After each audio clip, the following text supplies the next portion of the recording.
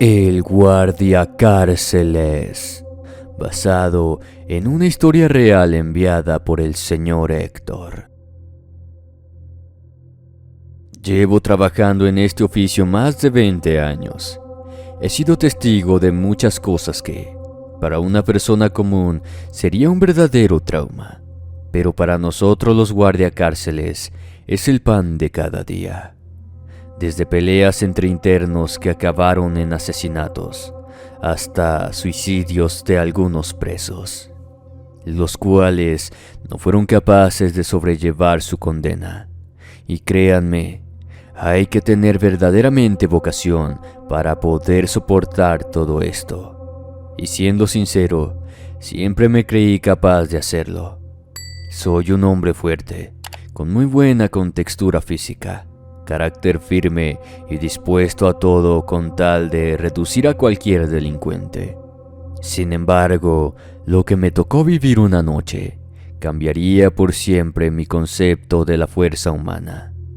Mi nombre es Héctor, aún sigo ejerciendo mi oficio, por lo tanto no puedo dar muchos detalles del lugar donde ocurrió esto. Corría el año 2009. Yo vivía en una ciudad ubicada en una provincia al sur de mi país. Llevaba ya varios años trabajando en la cárcel local, hasta que un día me notificaron mi traslado. En ese tiempo yo tenía unos 25 años. Estaba soltero y aún no tenía hijos, por lo que no vi inconvenientes en aceptar el traslado. Es más, lo vi como una posibilidad de conocer otros lugares. Y fue justamente aquí donde conocí a quien hoy es mi esposa y madre de mis hijos. Como les mencioné al principio del relato, soy un hombre de buen estado físico, amante del gimnasio desde que era adolescente, y en esos años tenía mi mejor condición. Me recibieron de la mejor manera, y en cuanto al departamento que me dieron, no me puedo quejar. Lo compartía con otros guardiacárceles que también venían del interior. El problema fue cuando me presenté a trabajar ese primer día, un lluvioso lunes. Ahí fue cuando conocí la cárcel y sus particulares ambientes. Esta era muy distinta a la anterior. Aquí no había mucho movimiento. Los presos eran prácticamente dóciles, y habían pasado años en que no se registraba alguna riña entre ellos. Me atrevo a decir que eso no parecía una verdadera prisión. Sin embargo, sí noté algo totalmente fuera de lo normal, algo que solo sucedía en un pabellón en particular. Era un grupo de unos 30 presos, todos con condenas perpetuas, asesinos de poca humanidad, lo que se consideraría como escorias de la sociedad. Todos tenían una imagen ruda y fría, siempre y cuando no miraras a sus rostros, porque si lo hacías quedabas perplejo. Había miedo en sus ojos. Sus semblantes provocaban terror y a la vez preocupación. Había algo o alguien que los mantenía pendientes de cada respirar. Todos usaban un rosario en sus cuellos. Después supe que no lo hacían por devoción, sino más bien por protección. Sea lo que sea a lo que le temían, pensaban que de eso solo Dios podía protegerlos. Esa misma noche, cuando ya estaba en el departamento junto a otros muchachos, les consulté al respecto. Me trataron de evadir en todo momento, pero mi insistencia pudo más, y después de tanto rodeo, me dijeron algo que aumentó mi intriga mucho más todavía. Me aseguraron que a quien en realidad ellos temían era a un interno a quien apodaban el preso 666. Quedé anonadado. Había sido ya testigo de internos que manipulaban a todo un pabellón, pero nunca conocí ni escuché de alguien a quien le temieran tanto como para cambiar todo el comportamiento de los presos. Peor quedé cuando me confesaron que todos los que trabajaban en el penal tenían absolutamente prohibido hablar de eso. Me pidieron que no me preocupara, que pronto yo también sería informado con más detalles. Después de todo, esa era la razón por la cual me habían trasladado, y para eso me dijeron una fecha precisa. Sería seguramente ese siguiente sábado, el cual esperé con ansias toda la semana. Al día siguiente quise conocer al famoso preso, pero ni siquiera sabía cómo era. Tampoco quería investigar mucho porque me preocupaba que se dieran cuenta de mi curiosidad. Eran cerca del mediodía ya. El superior me pidió que me dirigiera al comedor para custodiar a los internos durante el almuerzo, y en el trayecto pude observar algo muy curioso. Había una celda en el segundo piso.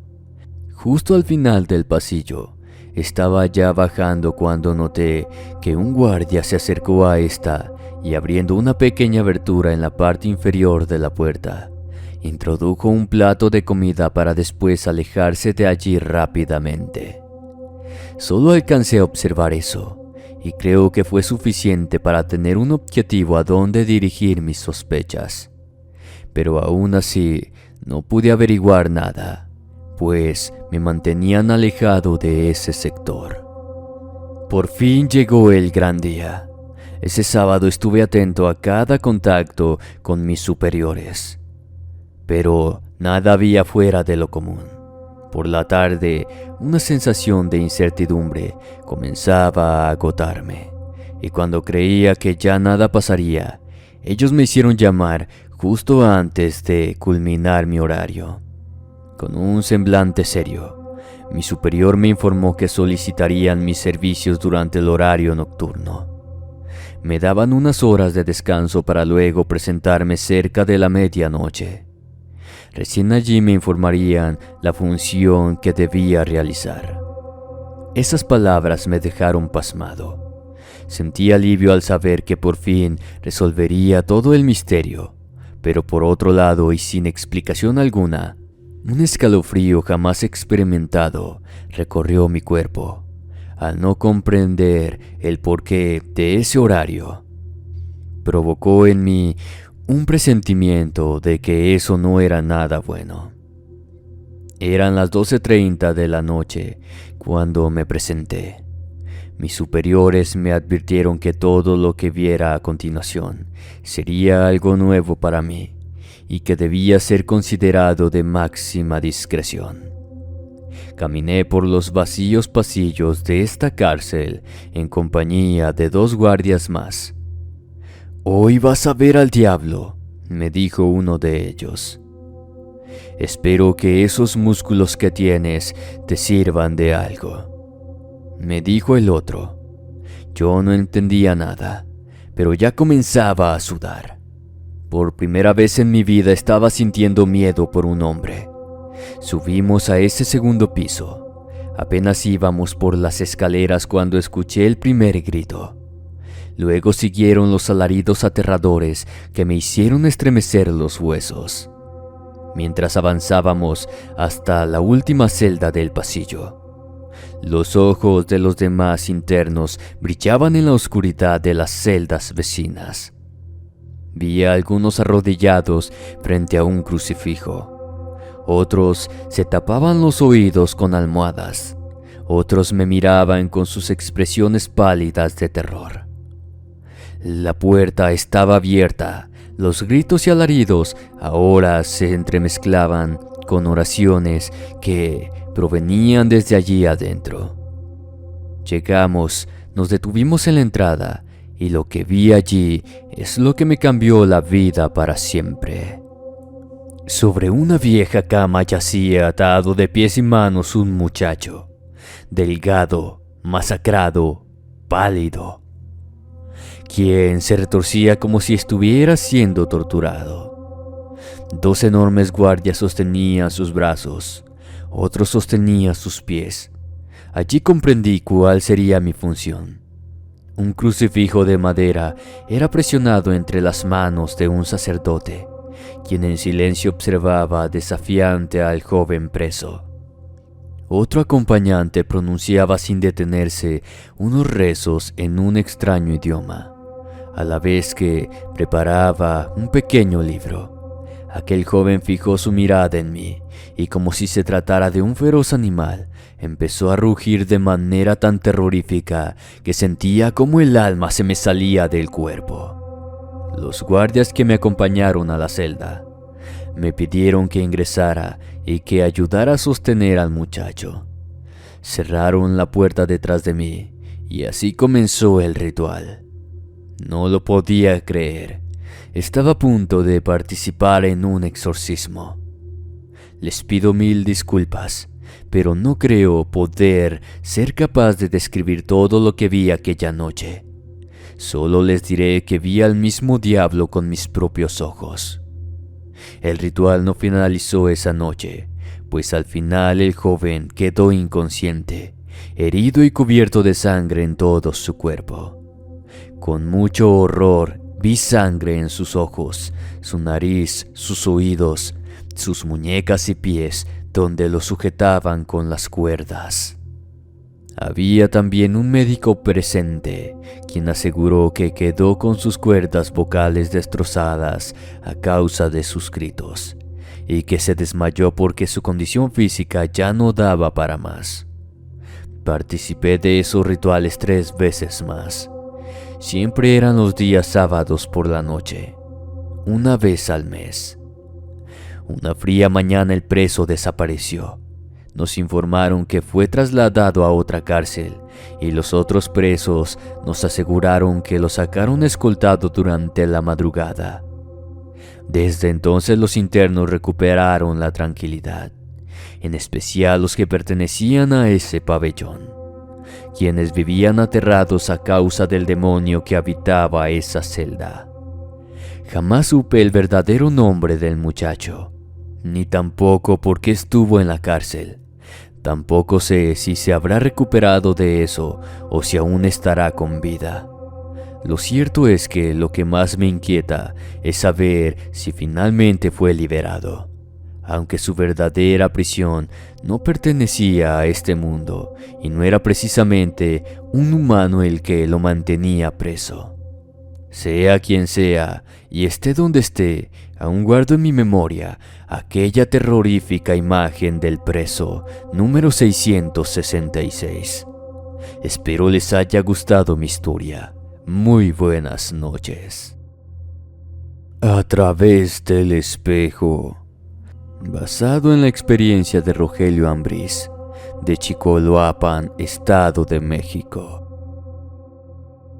Buenas noches y saludos cordiales. Les cuento que era costumbre de todos los sábados que mi abuelo me contaba historias de terror. Siempre me gustaron. Esperaba toda la semana para escucharlos. Cuando llegaba a su casa, lo primero que hacía era ir a su sofá a pedirle con ansias un nuevo relato. Los cuentos eran muy variados, desde barcos piratas encantados que se hundieron, que siguen navegando las aguas hoy en día, hasta antiguas escuelas abandonadas que cerraron años atrás, la desaparición misteriosa de unos niños, entre otros. Sin embargo, una noche mi abuelo dijo que no se sentía bien como para contar una historia completa, pues estaba engripado y solo quería descansar. Así que, en cambio, dijo que me contaría una historia corta, pero que admitió que era real. Me preguntó si sabía de que los muertos vivientes, como vampiros o fantasmas, que no podían ver su reflejo, a lo que asentí.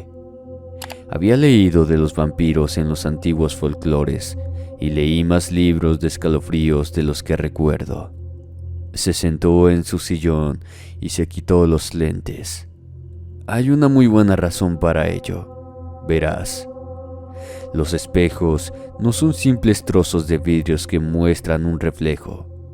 Son ventanas a otro mundo. Un mundo lejano al nuestro. Un mundo que algunos llaman el otro lado. La persona que crees que es tu reflejo es de hecho tu espíritu, esperándote para ir junto a él. Hasta ese entonces, su trabajo es mantenerte alejado de su mundo. Pero, ¿sabes por qué mencioné a los vampiros? A lo cual agité la cabeza. Tenía el presentimiento de saber a dónde quería llegar.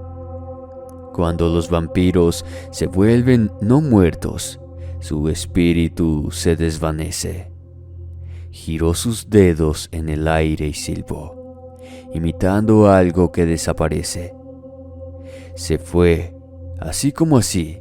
Por eso, hijo, no hay nadie que los mantenga alejados del otro mundo.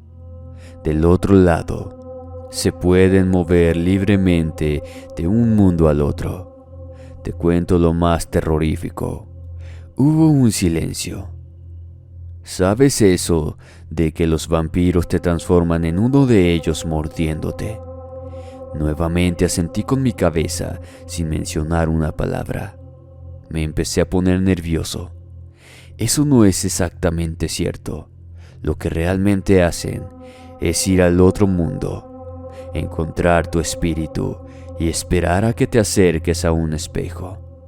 Entonces lo matan. En la última palabra, mi abuelo la dijo gritando. Eso sí me hizo saltar de mi asiento. Entonces te vuelves uno de ellos. Se inclinó hacia mí. Eso me hizo sudar más que de costumbre. Cuando cuenta sus historias, así que hay que preguntarse, ¿alguno de nuestros espíritus estará del otro lado en este momento buscándote? Me sonrió. Me pidió que fuera a lavarme los dientes y a dormir. Cabe mencionar que la casa del abuelo es antigua, muy grande, así que los corredores y habitaciones hacen que parezcan más aterradoras por las noches de lluvia. En fin, me dispuse a obedecer y fui a asearme. Mientras estaba en el baño, lavándome las muelas, se me ocurrió una idea. Cuando terminé de lavarme, me acerqué a mi reflejo, curioso.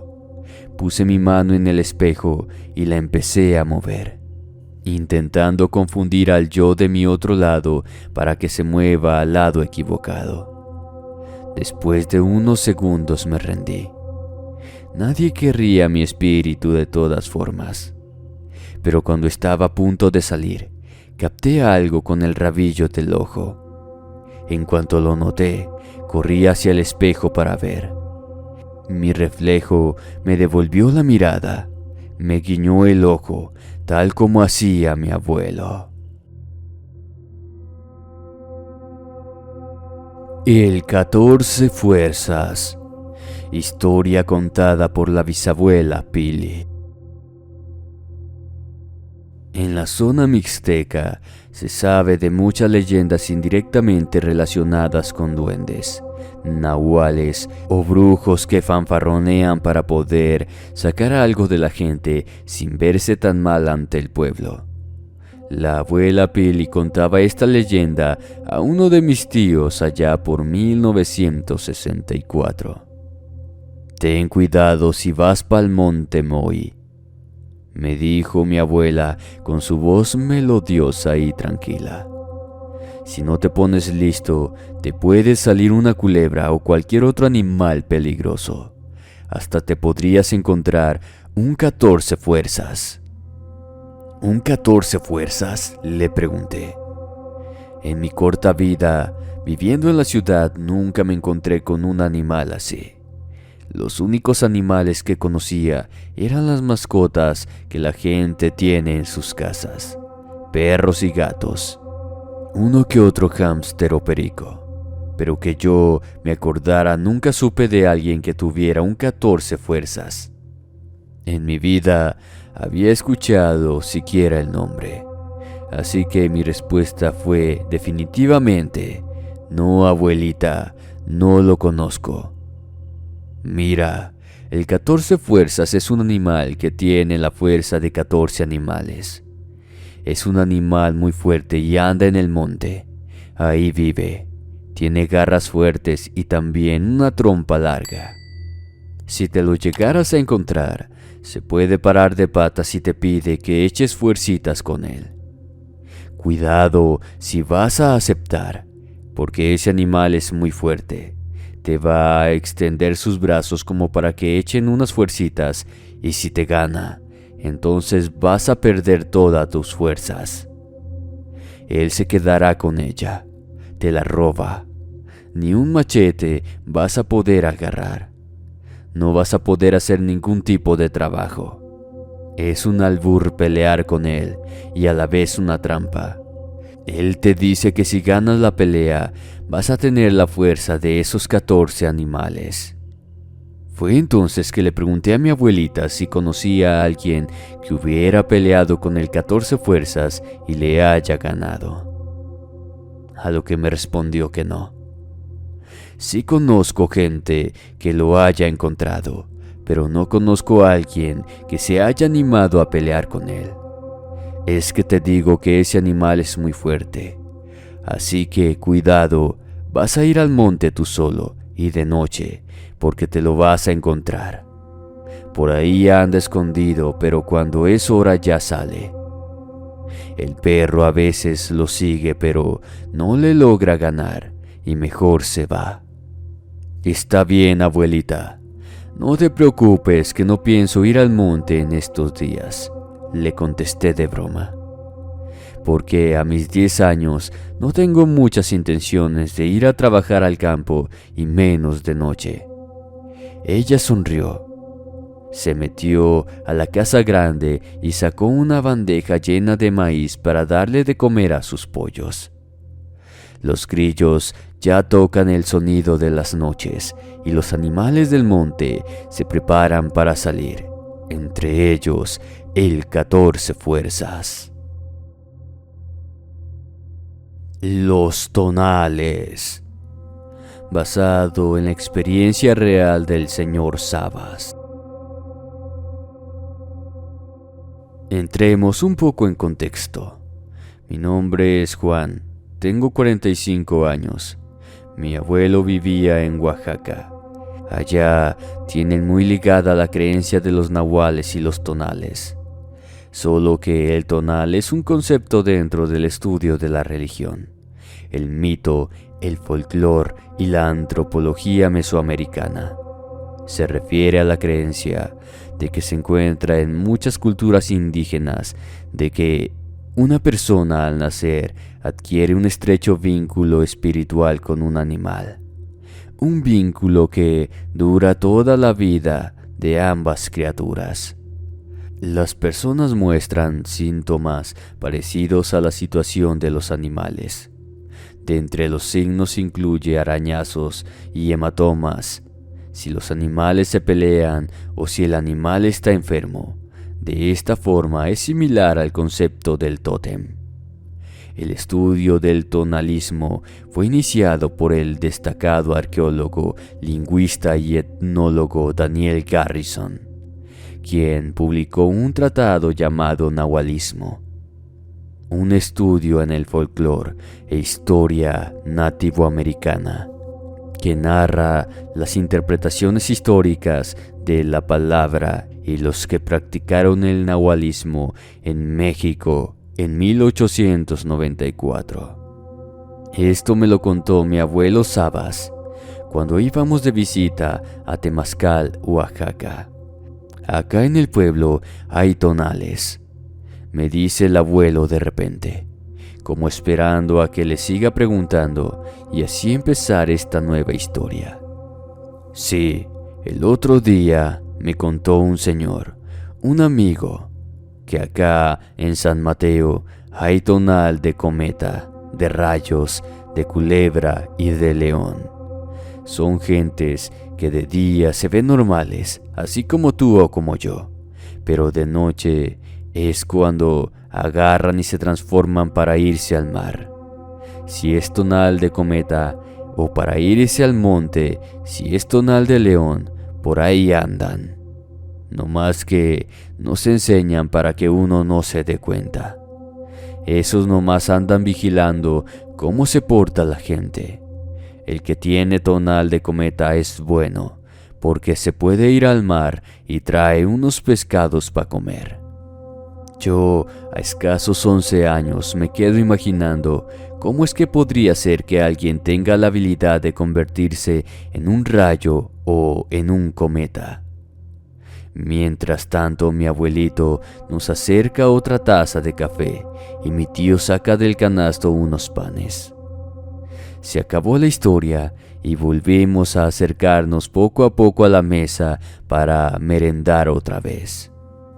Obviamente, no me podía quedar con semejante duda, así que le dije a mi viejo: «Oye, abuelo, el otro día me quedé pensando en los tonales. ¿Será que es cierto que en Piñas hay de los meros buenos?» El abuelo agarró el banquito que ocupaba para sentarse cuando desgranaba su maíz. Tomó su taza de café y, remojando unas galletas de animalito, me empezó a contar tranquilamente otra historia de tonales.